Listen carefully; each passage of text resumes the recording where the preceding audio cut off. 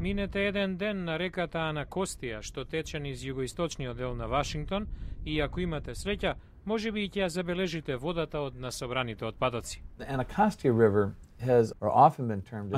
е меѓу 10 најзагадени реки во Америка. Членот на градскиот совет на Вашингтон, Томи Велс, вели, мораше да се стави крај на ова.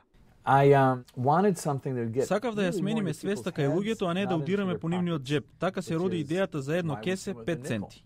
Бизнисите во главниот американски град наплаќаат 5 центи за пластично кесе. Собраните пари одат во фондот за чистење на реката Анакостија. Ако пак користите своји торби во пазарењето, и тоа е во ред, бидејќи сте заштедиле 5 центи.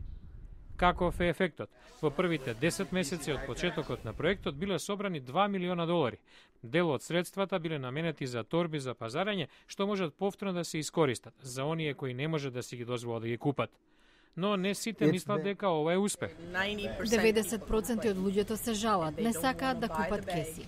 Други критичари велат дека во вакви тешки времења секој дополнителен данок е удар врз сиромашните и ќе чини работни места во пластичната индустрија. Но многу граѓани ја поддржуваат идејата. Полесно е.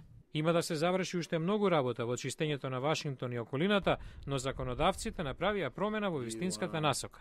И не чинеше многу. 5 центи.